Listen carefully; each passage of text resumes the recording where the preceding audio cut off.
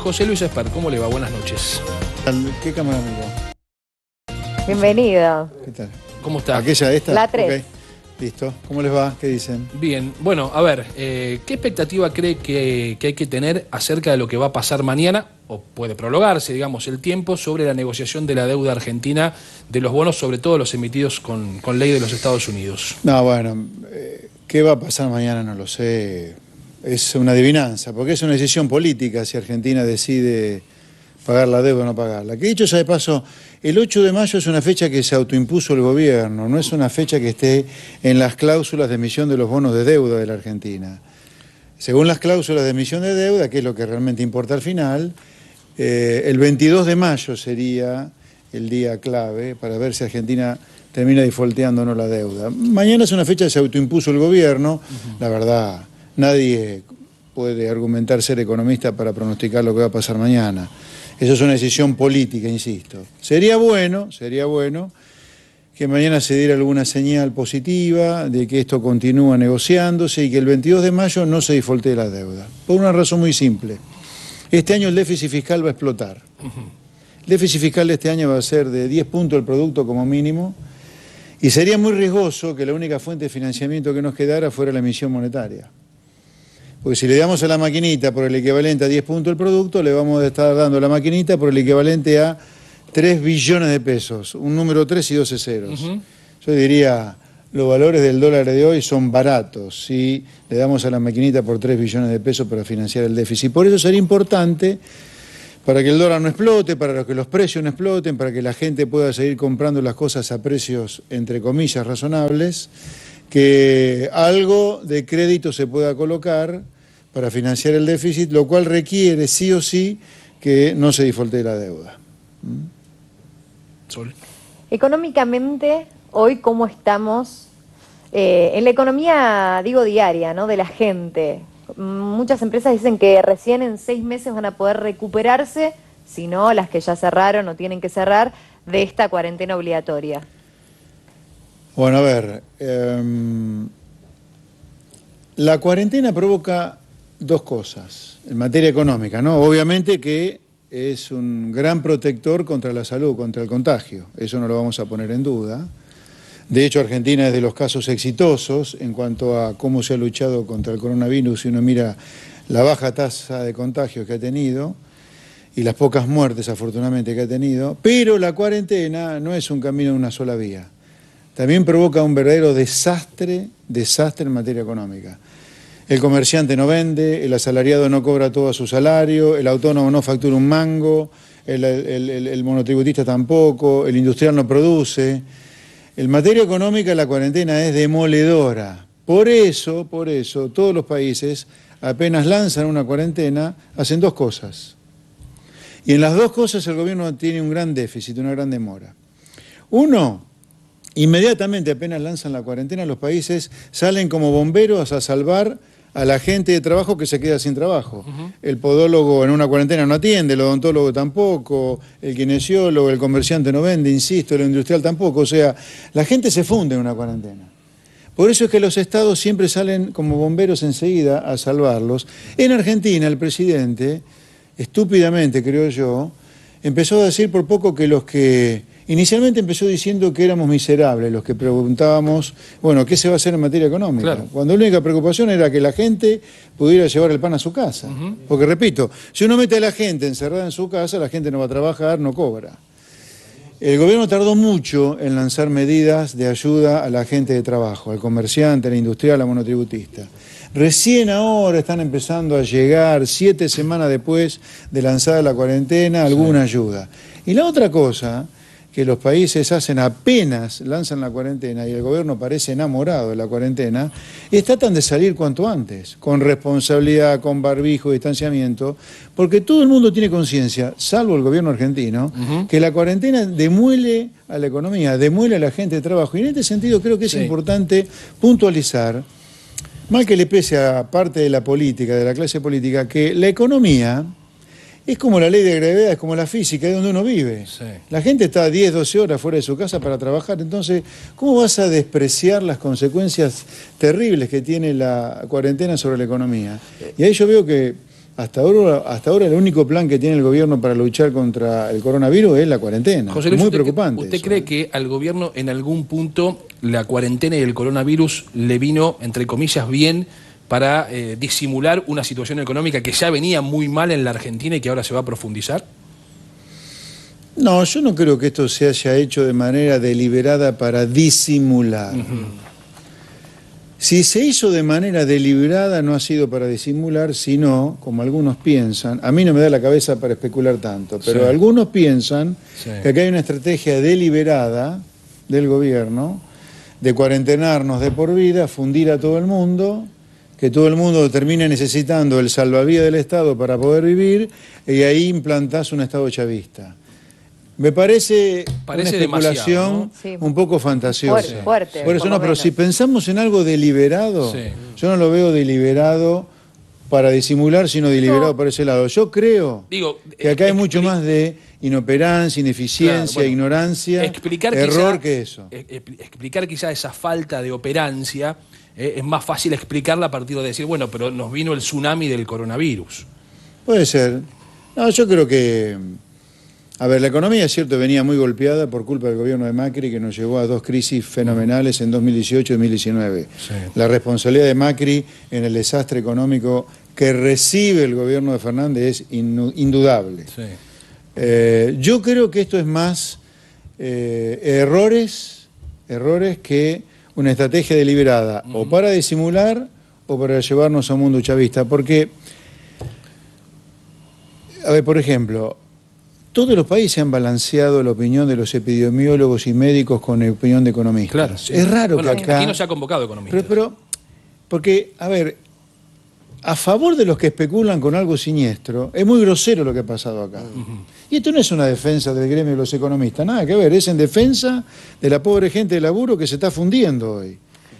Porque se sabe que una cuarentena funde a la gente de trabajo, porque la encerrás en su casa. Yo pensaba, ¿qué decisión se puede tomar, no? Porque, a ver, uno no puede juzgar en cuanto a las primeras medidas que se tomaron para una cuarentena obligatoria, porque si a nosotros nos agarraba una pandemia con los números, en realidad nos agarraba el coronavirus acá, con los números que se manejan en otros países, con el sistema de salud que nosotros teníamos y seguimos teniendo, pero por lo menos se pudieron habilitar camas, buscar respiradores, se le dio tiempo a todo el sistema sanitario. Para mí eso está muy bien, pero ahora se piensa en reactivar la economía, porque realmente lo necesitamos, es una cuestión de necesidad, pero pienso también en aquellos empresarios, ¿no? En aquellas fábricas que se ponen a funcionar, sus trabajadores van a trabajar. Si llega a pasar de tener más de un caso de COVID-19 en una fábrica, los empleados no iniciarían juicios a sus empleadores en este caso y estarían en peores situaciones que las que están ahora. Sí, yo creo que es necesario que la cuarentena de manera responsable, tal cual lo conocemos hasta ahora, se levante. De manera responsable, con barbijo, distanciamiento, pero la gente no da más. Pero no da más económicamente, no da más. La gente están quebrando empresas. Hay empresitas chicas que están quebrando, el comerciante ya no da más. O sea, la cuarentena vos tenés que levantarla, porque acá se corre un riesgo, que yo lo estoy viendo un poco, ¿no? Y alerto sobre eso. Que la gente harta la está levantando de hecho la cuarentena. Claro, Y esto es malo porque sería bueno que el gobierno planificara la salida de la cuarentena para que se haga con cuidado y no de manera anárquica. ¿No? Porque así nadie se cuida lo que debería cuidarse. José Luis, lo saco un momento de la cuarentena y le quiero preguntar por dos proyectos que ya ingresaron a la Cámara de Senadores y Diputados. Uno que nos enteramos esta mañana, parece ser que se quiere recrear nuevamente la Junta Nacional de Granos, y lo segundo, este impuesto por única vez que se llama impuesto a la riqueza. ¿Cuáles son sus opiniones? Bueno, empiezo por el último. A ver, en Argentina los que están en blanco, la gente que paga todos sus impuestos, que está en regla, que no son oligarcas, el grueso de la gente que trabaja en Argentina, el comerciante, el industrial, pagan impuestos como en ningún lugar del mundo. En ningún país del mundo, si uno ajusta por lo que hay que ajustar, la gente de trabajo, ellos, vos, yo, los chicos que están detrás de cámara, paga impuestos como acá, en ningún lugar. Si para luchar contra la pandemia se necesitan más impuestos, siendo este país uno de los países donde más impuestos se paga, la gente lo paga, estamos en un problema. Yo le preguntaría a la clase política, che, ¿qué hiciste con el dinero de los impuestos que nosotros pagamos? Porque los impuestos que nosotros pagamos son gustos que no nos damos los que laburamos para pagar impuestos, ¿eh? Es una vacación que no te tomás, un juguete que no le comprás a tu chico, el autito que no te lo comprás como quería. Nosotros para pagar impuestos dejamos de hacer cosas. Ahora, si con todo lo que hemos dejado de hacer para pagar esa cantidad monstruosa de impuestos no les alcanzó, el problema es de la clase política y del gasto público, no de los impuestos. Esto como primera definición. Sí. El impuesto a los ricos.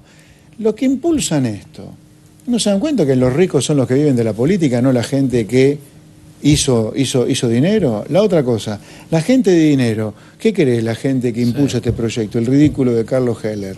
¿Que los que son ricos no generan empleo? ¿Qué se creen? ¿Que el impuesto que le ponen a los ricos no le va a terminar pagando el trabajador con menos salario?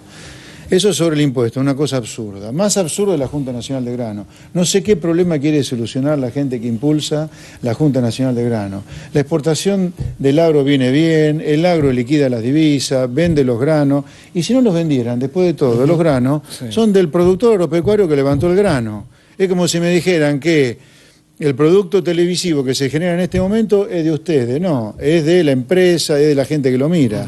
El grano es del productor, por lo tanto puede hacer con él lo que quiera. José Luis, usted hizo alguna referencia en el comienzo de la entrevista sobre la emisión monetaria. Sí. Yo tengo algunos datos sobre la aprobación hoy del balance del Banco Central, que ha registrado cerca de 1.800.000 de utilidad y que justamente le ha adelantado al Tesoro cerca de 600.000 millones con una... Un tercio de la utilidad, más o menos. Claro, un tercio de la utilidad con una emisión monetaria cercana en este último tiempo a los 900.000 millones. Sí.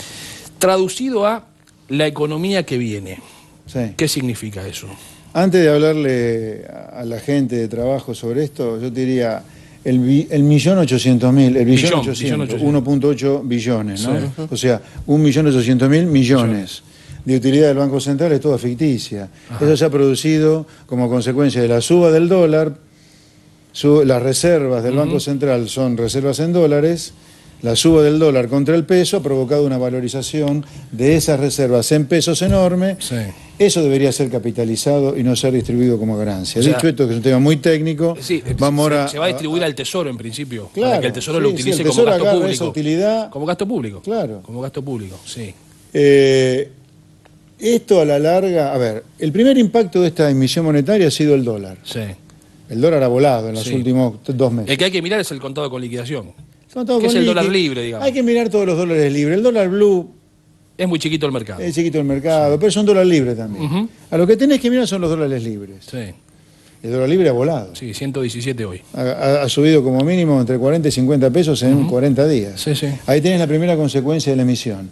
La segunda consecuencia de la emisión, que la vas a empezar a ver, yo te diría, en el segundo semestre particularmente, es que lamentablemente para la gente, la mala noticia que les traigo al ama de casa, al productor, al trabajador, es que los precios van a subir fuerte en la segunda parte del año. Se dice que en abril va a haber una inflación baja, de 0,8%. Sí, no, la inflación de abril es baja porque, a ver, si a vos te cuarentenan, te encierran en tu casa, que te den dinero, vos no lo gastás, no lo movés. Claro. Cuando el dinero se empiece a mover, ahí la inflación va a empezar a subir. Y en el caso de que el Estado pueda parar esa suba de precios, ¿con qué? No sé, poniendo plata, supongo. No, bueno, no, el Estado ya al emitir está generando un problema con los precios. Eso, la única manera de pararlo durante algún tiempo, Sol, sería colocando deuda, absorber esos pesos, pero mucho más de eso no hay. Ahora, el problema ha sido la emisión. Sí. Hay parte de esa emisión que se desarmó en LELIX, ¿no? En la famosa LELIX, que hoy tienen los bancos y que los bancos en definitiva tampoco están prestando, están dando crédito. Si los bancos dieran crédito, ¿podría incluso ser más grave la situación? ¿Sabés qué? Sí, ¿puedo decir más grave con el dólar? No, y claro, por supuesto, o con la inflación misma también. Sí, claro, bueno, claro. Sí, claro, sería peor todavía, sí. Yo te diría, una crítica de una parte de la clase política que los bancos no prestan, yo te diría, los bancos, ¿con qué compran las LELIQ los bancos? Con depósito que la gente pone en el banco. Por lo tanto, el banco hace muy bien en fijarse bien a quién le presta la plata, porque es la plata que la gente depositó ahí. Ahora hagamos un puntito ahí, José Luis, porque aquí se presenta una contradicción en cuanto a lo que está necesitando la gente hoy, porque la gente no tiene manera de financiarse y va a una empresa, una pequeña mediana empresa, al banco, y el banco mira la carpeta y dice, no te puedo prestar. Entonces, digamos, la empresa se queda sin recursos, el banco se guarda la plata. Yo te diría, si el Banco Central lo está haciendo de a poco, Sí. está flexibilizando las normas para que los bancos presten plata con la plata que la gente depositó en el banco. Cuidado con esto, Claro. porque viste que el político anda todo el día puteando contra los bancos no prestan. Mirá, Sí. los bancos son depositarios de la plata de la gente, hacen muy bien en cuidar a quien le prestan, porque está la plata de la gente por Claro. medio. Ahora, si el político quiere que los bancos presten fácil, que el Banco Central emita, corriendo riesgo con el dólar y con la inflación, que le diga presten a tasa cero, ok, el banco te va a prestar esa plata porque la puso el Banco Central, de definitiva, Sí. que a la larga te va a afectar la inflación, el dólar, etcétera. Yo diría, esta crítica del político me parece absurda. Si el político quiere que los bancos presten regalado, que emita plata al Banco Central, pero que sepan que a la larga eso va a traer otro problema con el dólar y con la inflación. ¿Y qué va a pasar con la inflación después de la cuarentena? Bueno, yo diría, abril no, porque la cuarentena durante abril ha sido muy dura, pero a partir de que la cuarentena empiece a aflojarse, la inflación va a empezar a subir. Yo creo que vamos a inflaciones muy, muy altas. ¿De cuánto? Yo te diría, ¿Tres en el dígitos? segundo semestre vamos a tener algunos meses de arriba de 10% seguro, por mes. tremendo. Por ¿Anual mes. 3 dígitos puede llegar? Sí.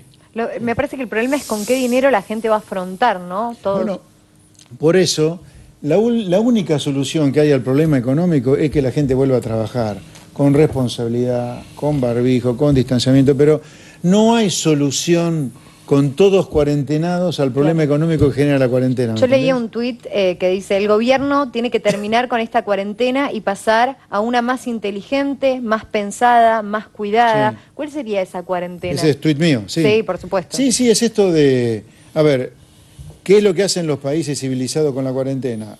Luego de un periodo, particularmente nosotros lo hicimos antes del pico, todos los países lo empezaron a hacer cercano al pico, Sí.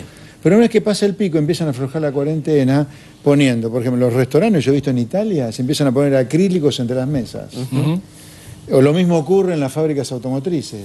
La gente con barbijo. No se trabaja todo el turno completo, ni todos los trabajadores van a trabajar todos los turnos. Se trabajan algunas horas por día con una parte de los trabajadores, ¿no? Lamentablemente la noticia es que como los trabajadores no trabajan todo el día, no van a cobrar todo el salario también, ¿no? Yo creo que acá hay una cosa muy importante. A mí me parece crucial cuidar a los comerciantes, al industrial, porque de ahí salen los trabajos para los trabajadores, para el asalariado. Claro. Sobre este Entonces vos cuidar a la empresa y al Sí. comercio es cuidar al trabajador hoy. ¿Y cómo lo cuidás? Haciendo una cuarentena lo más corta posible, ya llevamos 7 semanas de cuarentena, Sí. y permitiéndole, por ejemplo, algo que no se está haciendo todavía, yo directamente suspendería las leyes laborales hasta fin de año. Ahí está el Que la punto. empresa firme con el trabajador el acuerdo que pueda cumplir, con tal de que la empresa no quiebre. Porque acá está en riesgo la fuente de trabajo, ¿viste? Bueno, a ese punto yo quería llegar porque cuando hablamos de la negociación de la deuda y de la posibilidad o no que la Argentina entre en default, nosotros en la semana adelantamos que ya había un grupo importante de acreedores, quizá no los grandes fondos de inversión los que tienen más publicidad, sino algún grupo de acreedores que ya había aceptado la propuesta del gobierno argentino. Después algo de eso confirmó el propio Martín Guzmán. Pero ¿por qué es importante también, José Luis? Usted planteaba, si la Argentina cae en default, evidentemente no va a poder tomar deuda, con lo cual va a tener que seguir emitiendo, el déficit fiscal va a crecer de manera exponencial. ¿Qué pasa en un país en default con las empresas que tampoco pueden obtener financiamiento? Bueno, súmele o sumale a lo que vos decís, empresas en cuarentena. O sea, no pueden financiarse y tampoco están vendiendo. Y corremos el riesgo de no solo de quiebras de empresas, sino que directamente los sectores en masa quiebren. Hoy, por ejemplo, hay una noticia. La producción de autos de abril fue cero. Sí. A ver, la producción de abril fue cero, significa que cayó 100%. No se produjeron autos. ¿Entendés? O sea... Recién dijo algo que no lo quería dejar pasar. ¿Se imagina? Digo, yo me imagino el escándalo que se desataría en el país si realmente se suspenden las leyes laborales, como decía usted. Ya Hugo Moyano salió a decir que él no va a bancar, digamos, baja baja salarial o despidos. Pero ¿hasta cuándo la clase trabajadora y los comerciantes e industriales que le dan empleo a la clase trabajadora, a la gente de laburo, vamos a estar a merced de la mafia de los Moyano?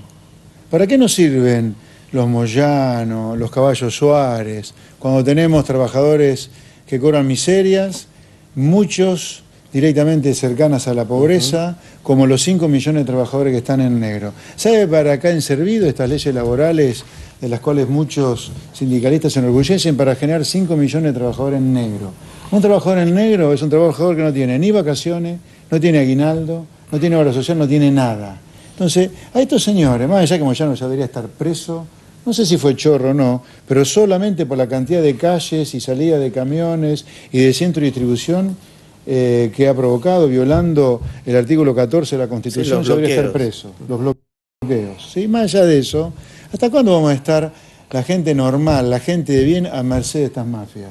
Mirá, la mejor manera de proteger al trabajador es que el trabajador no sea despedido. Y la mejor manera de que el trabajador no sea despedido es que hoy el trabajador, solito con su empleador, cierre el acuerdo laboral que la empresa puede pagar, porque acá están en juego millones de puestos de trabajo con esta cuarentena. Por eso yo diría, algún día la sociedad debería dejarle de dar bola a los Moyano y compañía. No sirven para nada, salvo para ellos. Yo entiendo, pero acá los trabajadores cobran a veces, pero miserias, realmente miserias, cobran muy poco, a veces trabajan más horas de los que en realidad se los contrata y se les paga, y no pueden ni siquiera hacer una queja porque saben que están patitas en la calle. Y hoy en día me parece que si le damos la posibilidad a la gente que haga un arreglo con su empleador, quede fuera de su ámbito de trabajo, se quede sin trabajo, es muy difícil después volver a conseguir trabajo en la Argentina. Eso es lo complicado. Eso no ocurre, digamos. Aunque tengas este sindicalismo, eso se tiene que pasar. Acá corres el riesgo con este sindicalismo o estas leyes laborales, si vos querés, es que en lugar de que una empresa o un comercio despida a una persona, por culpa de estas leyes laborales, quiebre y queden en la calle 10 personas, no una, ¿me entendés? Ese es el riesgo. Es una situación crítica, es una situación extrema, una pandemia. Es una situación extraordinaria que requiere de mucha flexibilidad en la cabeza. Más allá que yo creo que las leyes laborales no han servido para nada para la clase trabajadora, porque tenemos 5 millones de trabajadores trabajando en negro. 5 millones, te cuento, es 1/3 de todos los trabajadores que hay en Argentina, de los asalariados que hay en Argentina. No puede ser que estos sindicalistas se paren diciendo las cosas que dicen cuando sus leyes laborales, las que ellos defienden, han generado 5 millones de trabajadores trabajando en negro sin ningún derecho social. Entonces yo digo, estas leyes laborales no han servido. En una emergencia sirven menos todavía. Por lo tanto digo, suspendámoslas y que el trabajador firme el acuerdo laboral que pueda con su empresa. La empresa, Sol, no tiene como deporte despedir gente. El deporte del comerciante es ganar plata, para eso necesita empleados. Si los despide es porque no da más. No es porque sea como deporte despedir. Pero yo digo, ¿no? Buscar algo intermedio, ¿no? Para que el empleador pueda seguir dando trabajo, porque para mí la base de que se acabe la pobreza, se acabe el hambre, sí, y seamos mejor, es crecer y que haya puestos de trabajo. Yo, a ver, si bien estoy de acuerdo con ayudar a la gente que lo necesita, también estoy de acuerdo que la mejor ayuda que vos le podés dar a una persona es el trabajo. Sí. Y ganarse la vida y enseñarle a sus hijos que lo que vale es la responsabilidad y el esfuerzo. Estamos totalmente de acuerdo. El tema es qué marco de leyes laborales le damos al empresario, al trabajador, para que se genere trabajo. Dado que estamos de acuerdo que a la larga el mejor plan social para cualquier persona es un trabajo. Sí, sin duda. El tema es cómo generar trabajo. Yo lo que digo es, estas leyes laborales no han servido para generar trabajo digno. En una pandemia, en una situación extrema como esta, sirven menos todavía. Dejémoslo de lado y probemos con el trabajador, con su empresario, cerrando el acuerdo que pueda. Capaz que a ver, por ejemplo, a lo mejor los talleres mecánicos cercanos a General Pacheco, por ponerte un ejemplo, pueden respetar el acuerdo que firmó Esmata con las terminales automotrices. Sí.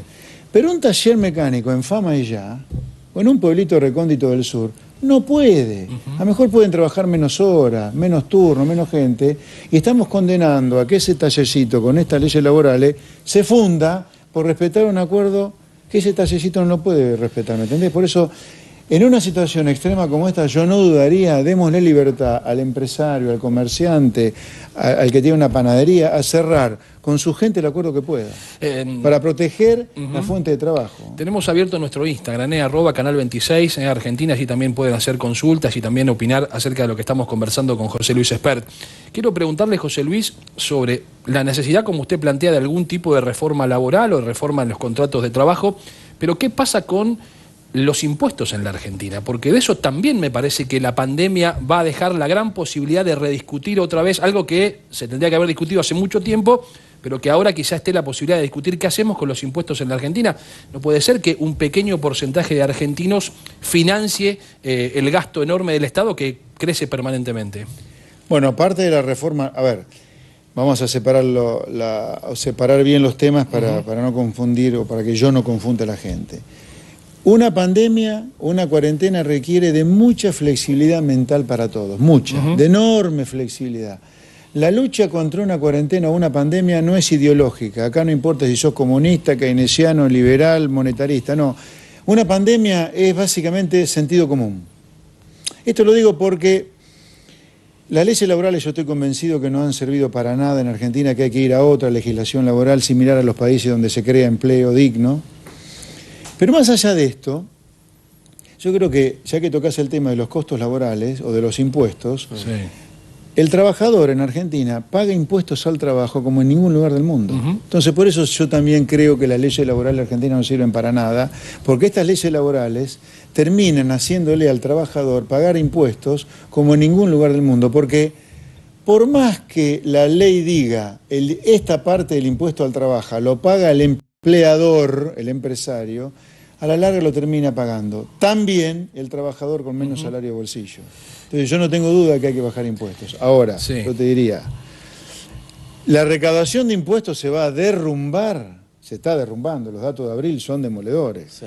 Sí, creció solo el 11% con respecto al año anterior, ¿no? O sea, cayó 40% la recaudación en términos reales. O sea, el poder de compra del Estado en abril, que es el poder de compra de los impuestos, cayó 40%. O sea, la gente no puede pagar impuestos. La gente, digamos, hoy pagar impuestos para la gente es como una excentricidad, te diría. Si casi no puede llevar plata a la casa, ¿cómo va a pagar impuestos? Entonces, los impuestos en Argentina hoy, el gobierno debería bajarlos. O vos me dirás, ¿cómo? Si ya están bajando. Sí, debería adecuarse a las circunstancias. Evitar, por ejemplo, como está pasando en muchos casos, el problema, José Luis, que los impuestos que no paga la gente sean una deuda. ¿Cómo financia el enorme Estado que no se achica si no baja los impuestos? Bueno, con mayor producción. Yo propuse, en la emergencia, que la parte del Estado que no estaba trabajando, que estaba cerrado o cuarentenado, que no cobraba el 100% del salario. Porque digo, si la gente que está encerrada cuarentenada no está trabajando, el comerciante, el industrial, el asalariado, no cobra todo su sueldo, que lo mismo ocurra en el Estado, en la parte por lo menos que está cerrada, no digo en salud y seguridad, pero eso hubiera ayudado a evitar que el déficit explotara, pero para el presidente que la política se baje los sueldos es demagógico. Estamos hablando del poder adquisitivo también del dinero en la Argentina, ¿no? Porque mayor emisión es mayor inflación. Hablando del billete de 5.000. Y ahora vamos a hablar del billete de 5.000. Sol adelantó entonces, y vamos a mostrarlo, Sol, cómo sería el billete de 5.000, con un dato muy importante. El papel ya está comprado a Brasil. Sí, Argentina ya compró el papel en Brasil, o sea que estaría ya todo preparado para que este billete salga y esté en las calles, ¿no? Igual que pasó con el billete de 1.000 pesos. Sí, claro. No lo creíamos posible cuando hablábamos del billete de 1.000 pesos y sin embargo se instaló y ya es moneda corriente. Sí, aquí estamos haciendo una aproximación a lo que podría ser el billete de 5.000 pesos, ¿no? A ver, el papel está ya comprado, esto es información, ya se habría comprado el papel entonces en Brasil, ese papel ya tiene consigo mismo la banda de seguridad. Exactamente, y apenas llega a la Argentina, apenas esa compra de papel llega a la Argentina, vamos a empezar a ver en breve este billete con esta denominación. ¿Esto significaría que en realidad nuestra plata vale cada vez menos? Por supuesto, claro. Es así, José Luis. Digamos, tener que imprimir billete de mayor denominación. Bueno, sí. Lamentablemente los argentinos nos repetimos mucho con esto, ¿no? Llegamos a un momento que quebramos la moneda, porque hay que imprimir billetes de 10 millones de pesos, llega un momento. Entonces hacemos un cambio de dinero, un cambio de unidad monetaria, un cambio de moneda, le cambiamos el nombre a la moneda, empezamos de cero, pero como tenemos inflación, a la larga hay que empezar a emitir billetes cada vez de mayor denominación y llega un momento que los billetes son de tanta denominación que nadie entiende nada. Claro. No sé si a ustedes les pasa, pero a mí me resulta cada vez más difícil sacar las cuentas con el dólar a 120 claro. Sí. y ahora billetes de 5.000. Algún día vamos a tener que ir con una reforma monetaria que diga volvemos a un billete que sea 1 por 1, como pasó en los 90. ¿Se En puede el ir año a- 92 Sí. fuimos a 1 por 1. ¿Te cree que hay camino posible para volver a una convertibilidad o dolarizar de hecho la economía? Yo leía en estos días algunas discusiones, en su momento lo volvió a plantear el exministro Cavallo, también leía una nota hace unos días de Ramiro Marra, un economista muy joven que planteaba algo similar. ¿Te cree que hay posibilidades de avanzar en alguna idea de esas características? Porque el argentino, los argentinos elegimos como moneda el dólar, digamos, en definitiva es así. Sí. El peso es una moneda meramente transaccional hasta por ahí. Los ahorros son claramente En dólares. en dólares. Yo te diría, desconozco si el gobierno está pensando algo de esto, no lo sé, pero yo no recomendaría hoy una reforma monetaria que elimine el peso y dolaricemos la economía. No la recomendaría. No lo recomendaría hoy, la situación fiscal es muy, muy delicada. El miedo es que vos dolarices la economía y a los 2 días la desdolarices porque no te da el cuero para pagar las cuentas. ¿Me entendés? Recién Sí. hablaba... Más allá, Sí, ya, perdón, ya perdón, termino, perdón, ya perdón. termino, no, un segundito nomás.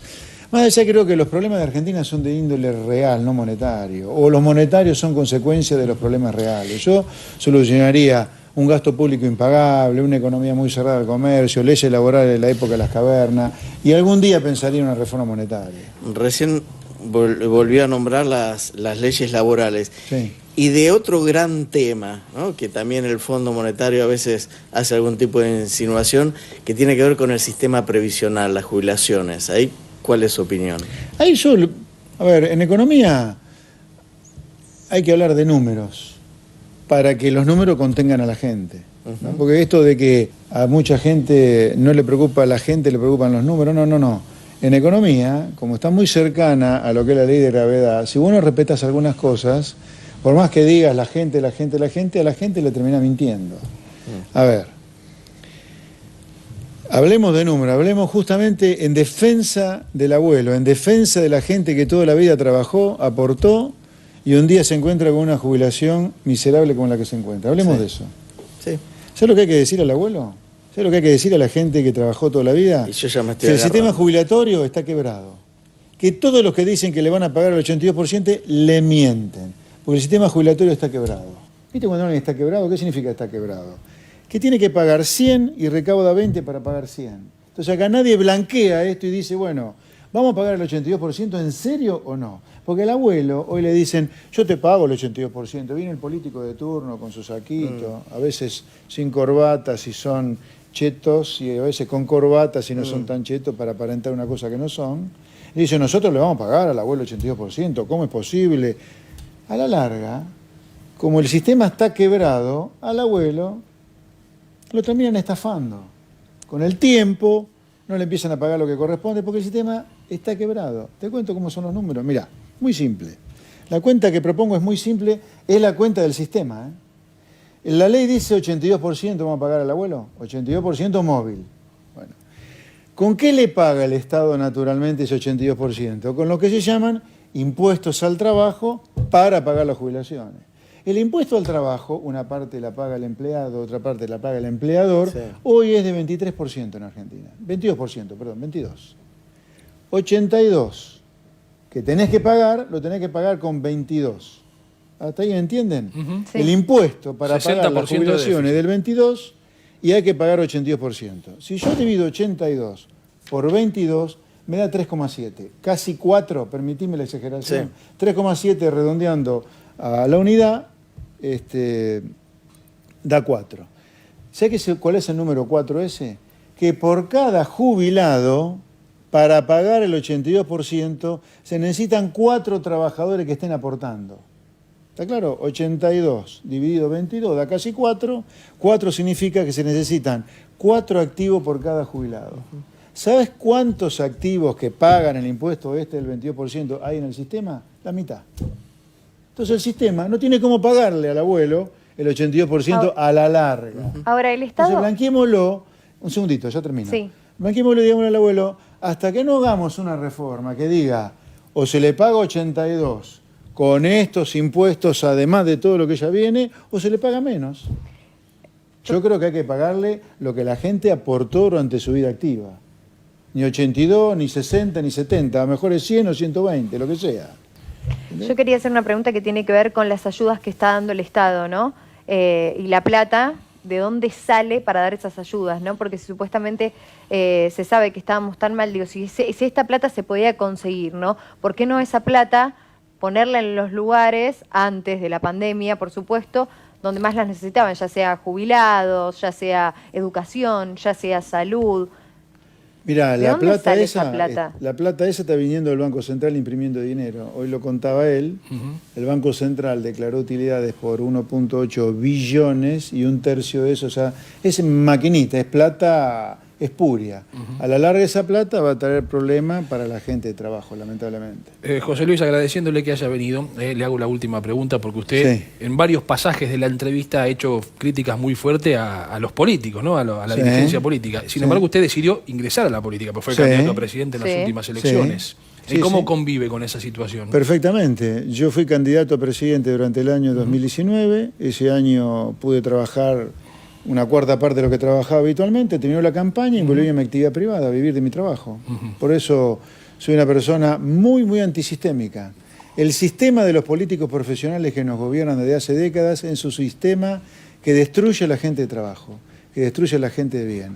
Por eso nosotros, con Luis Rosales, mi compañero de fórmula el año pasado, desde el lugar de la gente de trabajo, de gente común, como todos los que estamos acá en este estudio, hicimos una propuesta para cambiar el país hacia lo que hacen los países a los cuales la gente le va bien. Así que yo convivo perfectamente con mi papel de político y de ser muy crítico de la corpo política. Nosotros el año pasado, o yo el año pasado, fui una suerte de coronavirus para la política argentina. No en vano me trataron de bajar de todos lados, de todos lados. El PRO hizo lo imposible para que yo no compitiera. Me sacaron el sello un día antes del cierre de lista. Tuve que salir volando a cubrir con otro sello. En la provincia de Buenos Aires, la ex gobernadora María Eugenia Vidal, ojalá que nos esté viendo, hizo lo imposible y lo logró para que nos bajaran todas las listas de candidatos a diputados y gobernador y vicegobernador en Buenos Aires. Nos hicieron de todo para que no compitiéramos. Sin embargo, gracias a mucha gente de trabajo, de esfuerzo, que valoró nuestra propuesta, llegamos a la elección. Estuvimos en los debates y por eso el año que viene en la provincia de Buenos Aires la gente lo va a tener a José Luis Esper como candidato a diputado. Acaba de dar una primicia, entonces. Exactamente. Sí. Gracias, José Luis. Muchísimas Por nada, buenas gracias. noches. Muchas gracias por estar.